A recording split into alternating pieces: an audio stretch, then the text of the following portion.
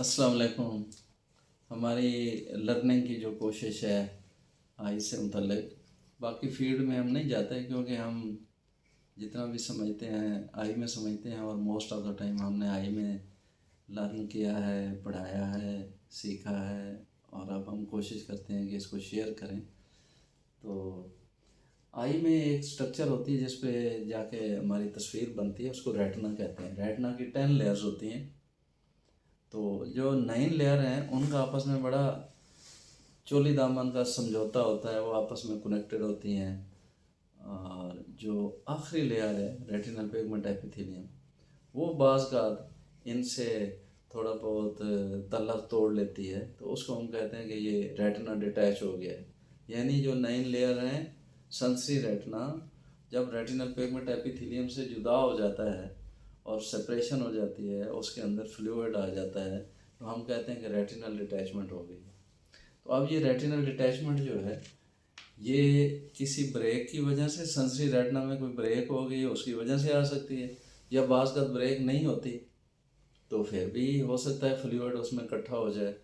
या last time हम discuss कर रहे थे कि विट्रियस ने सेंसरी रेटिना को आगे खींच लिया, और जो रेटिनल पिगमेंट एपिथेलियम थी और सेंसरी रेटिना, जैसे मैं शुरू में मैं बताया कि इन दोनों का जो साथ है वो सेपरेट हो गया, दोनों की जुदाई हो गई, तो उससे भी रेटिनल डिटैचमेंट हो गई, जिसको हम ट्रैक्शनल रेटिनल डिटैचमेंट कहते हैं। तो एक दो और रेटिनल डिटैचमेंट्स हैं या डिटैचमेंट्स हैं, उनमें एक है कोराइडल डिटैचमेंट, एक है रेटिनोसकाइसिस, एक है एक्सुडेटिव रेटिनल डिटैचमेंट। तो इनको हम आज थोड़ा थोड़ा स्टडी करेंगे कि इनमें क्या डिफरेंसेस हैं। तो एट द एंड मैं कोशिश करूँगा कि सारे दोस्तों से कि वो तनकीद या इम्प्रूवमेंट या सजेशन या इसमें कोई अपने पॉइंट डालना चाहें और इसको इम्प्रूव करने के लिए, या फॉलो करें लर्निंग के पर्पज़ के लिए, और एट द एंड अगर हमारी एफ़र्ट अच्छी लगे तो इसको सुन भी लें, सब्सक्राइब भी कर लें और लाइक भी कर लें, तो हम इनकरेज होंगे और इसमें हम टाइम लगाएंगे और सर्च करेंगे। हम सारा दिन इसमें पढ़ते हैं, देखते हैं, चीज़ों को कलेक्ट करते हैं, उसके बाद हम इसको ना वीडियो में ले आते हैं।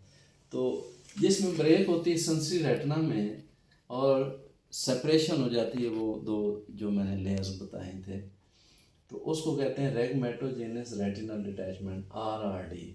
तो इसमें ये मैंने एक एरो बनाया है और साथ नॉर्मल लिखा, तो इसमें इंट्राऑकुलर प्रेशर नॉर्मली कम हो जाता है, लेकिन बाज़ का नॉर्मल भी रह सकता है, इंट्राऑकुलर प्रेशर कम हो सकता है।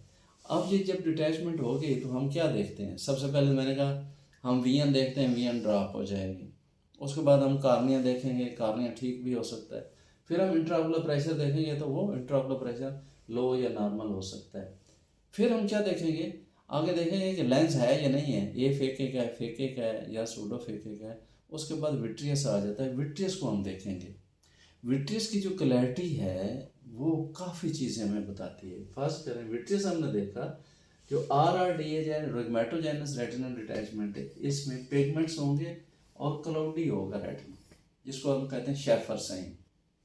जबकि ये जो विट्रियस है, जो कोराइडल डिटैचमेंट में इसमें डार्क हो सकता है और रेटिनोस्काइसिस में क्लियर होगा, क्योंकि ये वो स्काइसिस कैविटी है या सेपरेशन है जो सेंसरी रेटिना, जो मैंने 9 लेयर्स बताई हैं उनके अंदर है ये सेपरेशन। इसमें विट्रियस क्लियर होगा, तो ये भी मतलब सूडो फेके फेके या ये फेके कोई भी कंडीशन हो सकती है। जो एक्सुडेटिव रेटिनल डिटैचमेंट है, ये अगर दिखाएं तो एक्सुडेटिव डिटैचमेंट, इसका मैकेनिज्म ये भी एक्चुअली है उन्हीं दो जो दोस्त हैं उनकी सेपरेशन है। तो इसमें क्या होता है कि ब्लड ब्रेन बैरियर जो होता है वो अमूमन रेटिनल पिगमेंट एपिथेलियम होता है। जब वो ब्रेक हो जाए तो SRF यानी सब रेटिनल फ्लूइड रिलीज होगा और वो इन दो स्पेसेस में आ जाएगा और इनकी सेपरेशन हो जाएगी। ये लोकल होगा, अमूमन लोकल होगा, लोकल इसकी सेपरेशन हो जाएगी, और बाज़ का जी एक्सटेंसिव भी हो सकती है। तो इसमें और इन बाकी में फ़र्क क्या है? इसमें फ्लूइड क्लियर हो सकता है एक्सुडेटिव रेटिनल डिटैचमेंट में, जैसे मैंने बताया प्रेशर हाई हो सकता है, नॉर्मल भी हो सकता है। और इसमें शिफ्टिंग फ्लूइड होगा। शिफ्टिंग फ्लूइड यानी जब बंदा बैठा है तो कंडीशन और है, जब लेटा है तो कंडीशन और है उसकी सेपरेशन की यानी डिटैचमेंट की। अब आ जाते हैं हमें नेक्स्ट चीज़ें, हमने डिस्कस कर लिया विट्रियस को, इंट्राओकुलर प्रेशर को बाहर। अब सरफेस कैसी होगी, आप याद रखें कि रेटिनल पिगमेंट एपिथेलियल जो सरफेस है आरडी की, आरआरडी में कन्वेक्स होती है, कोरुगेटेड होती है, ऐसे ऐसे उसमें लहरें मिलेंगी आपको। तो जबकि कोरोइडल डिटैचमेंट में कन्वेक्स होगी, स्मूथ होगी, और इसमें भी कन्वेक्स और स्मूथ होगी रेटिनोस्क्लेरोसिस में, और इसमें भी कन्वेक्स और स्मूथ होगी। यानी स्मूथ एक में नहीं है, वो रेटिनल आरआरडी है, रैग्मेटोजेनिक रेटिनल, इसमें कोरुगेटेड है, बाकी सब में स्मूथ है। तो सब में कन्वेक्स भी है, जो ट्रैक्शनल है उसमें कनकेव हो सकती है क्योंकि वो विट्रियस को आगे खींच रही होती है। उसको हमने पहले डिटेल से पिछली यूट्यूब वीलॉग में हमने बता दिया था। अब है कि एक आंख में होती है, दोनों में होती है, ये अमूमन दोनों में हो सकती है जो आरआरडी है यानी रैग्मेटोजेनस जो है। ये कोरोइडल डिटैचमेंट इसके चूँकि काजेज होते हैं, ट्रामा हुआ है या कोई सर्जरी हुई है, पोस्ट सर्जिकल है, तो इसमें अमूमन यूनिलेटरल होती है। जबकि रेटिनोस्क्लेरोसिस मोर देन 90% यूनिलेटरल होती है, लेकिन वेरी रेयर है कि बाइलेटरल हो जाए। और जो एक्सुडेटिव है वो मोस्टली बाइलेटरल होती है, ज़्यादातर बाइलेटरल होती है। अब वियल फील्ड जो है इसमें रिलेटिव होता है, यानी रेटिना ऊपर वाला है तो फील्ड नीचे नजर आएगा, डिटैच ऊपर है तो नीचे आएगा, इस तरह उल्ट होता है। तो जबकि कोरोइडल डिटैचमेंट में इस तरह की कोई कंडीशन नहीं होती, और जो वियल फील्ड है या स्कोटोमा है रेटिनोस्क्लेरोसिस में एब्सोल्यूट होता है, एब्सोल्यूट स्कोटोमा होता है, रिलेटिव नहीं होता कि कैसे हो गया कैसे हो गया। और एक्सुडेटिव में जैसे मैंने बताया कि इसके शिफ्टिंग फ्लूइड से उसका लेवल चेंज होता रहता है। अब क्रोनिसिटी, इसमें सिस्ट और डिमार्केशन लाइन होगी आरआरडी में। कोरोइडल डिटैचमेंट में ऐसा कुछ नहीं होगा, जबकि रेटिनोस्क्लेरोसिस में ये चीज़ें एब्सेंट होंगी, यानी सिस्ट भी और डिमार्केशन लाइन भी ये एब्सेंट होगी। और ये इनर लीफ के डिफेक्ट होता है रेटिना की अंदर वाली सरफेस का। ब्रेक्स, इसमें शायद इसकी डेफिनेशन में है, इसमें कोई ना कोई ब्रेक होगी। ये कोरोइडल डिटैचमेंट पोस्ट ऑपरेटिव, इसमें ब्रेक नहीं होगी। लेजर्स, आप लेज़र लगाते हैं तो जो रेटिनल डिटैचमेंट है रैग्मेटोजेनेसिस में लेज़र का कोई असर नहीं होगा, नो रिएक्शन होगा, लग ही नहीं सकती। कोरोइडल में तो इसको अनसिग्निफिकेंट है, और जबकि रेटिनोस्क्लेरोसिस में गुड रिएक्शन होगा लेज़र का। ये बहुत बड़ा फर्क है, यानी एब्सोल्यूट स्कोटोमा और गुड रिएक्शन। अब डेफिनेशन मैंने बता दी कि ये ब्रेक की वजह से है, और ये स्क्लेरोसिस जो है ये रेटिना सेंसरी रेटिना में स्पेस है, ये डीजनरेटिव भी हो सकती है, हाइपरमेट्रोप में होती है, सिनाइल भी हो सकती है, और रेटिकुलर और जुवेनाइल, जुवेनाइल यानी बच्चों में होती है, नर्व फाइबर लेयर में होती है, और रेटिकुलर भी नर्व फाइबर में होती है, और सिनाइल आउटर प्लेक्सिफार्म में होती है, आउटर प्लेक्सिफार्म में या इनर न्यूक्लियर लेयर में होती है। ठीक है, जुवेनाइल अमूमन एक्स लिंक होती है। अच्छा, अब डायग्नोसिस कैसी करनी है, जैसे मैंने कहा इंट्राओकुलर प्रेशर से लेके वीएम से लेके विट्रियस को देखने के बाद इनडायरेक्ट से आप देखते हो ब्रेक मिली है नहीं मिली, क्या हुआ है, रेटिना का स्टेटस क्या है, ये इसकी डायग्नोसिस में आ जाता है।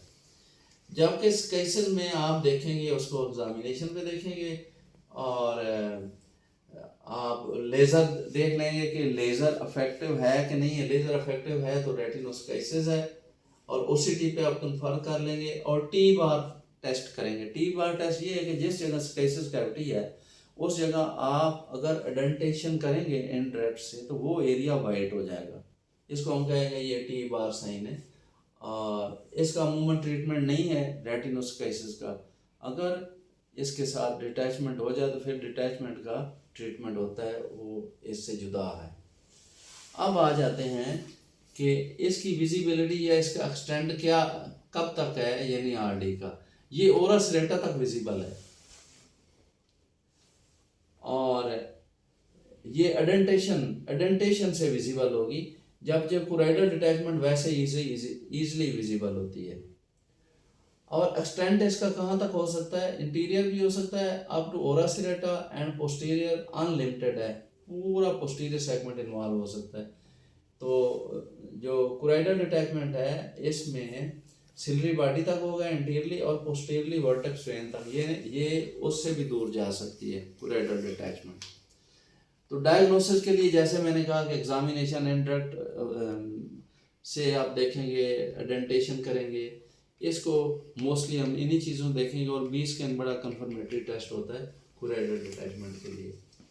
अब आगे एक्सुडेटिव जो डिटैचमेंट है, जैसे मैंने बताया इसमें सर्जिकल कोई इवेंट नहीं ज़रूरत होता, सर्जरी ये मेडिकल ट्रीट हो, क्योंकि इसके काजेस भी मेडिकल है, जैसे नैनोथर्मास है, कोर्स डिजीज़ है, वास्कुलाइटिस है, मलिग्नेंट हाइपरटेंशन है, कोराइडल ट्यूमर्स हैं, इन्फ्लेमेशन है, पोस्टीरियर यूवेटस है, स्क्लेराइटिस है, एक्सटेंसिव पीआरपी की है, तो इससे ये एक्सुडेटिव डिटैचमेंट हो जाती है। तो इसका ट्रीटमेंट अमूमन मेडिकल होता है, ट्रीटमेंट ऑफ द काज। तो इन्वेस्टिगेशन सिस्टमिक सर्वे करना कि किस बीमारी से हो रही है। तो आज हमने कोशिश की कि रेगमेटोजेनिक रेटिनल डिटैचमेंट, कोराइडल डिटैचमेंट, रेटिनोस्काइसिस और एक्सुडेटिव रेटिनल डिटैचमेंट के क्या क्या डिफरेंसेस हैं। मैं सब दोस्तों से होप करूंगा, और जो हमारे जूनियर बच्चे हैं कि वो इन चीज़ों को नोट कर लें, क्योंकि ये एग्जामिनेशन पॉइंट ऑफ व्यू से not only in the oral but also in the written examination बहुत ज़रूरी है, और पब्लिक की अवेयरनेस के लिए भी बहुत ज़रूरी है कि ये पॉइंट्स अगर पब्लिक में आते हैं तो उनको फ़ौरन डॉक्टर से रिज्यू करना चाहिए। Doctor Ejaz Javed luck, thank you so much for watching and seeing.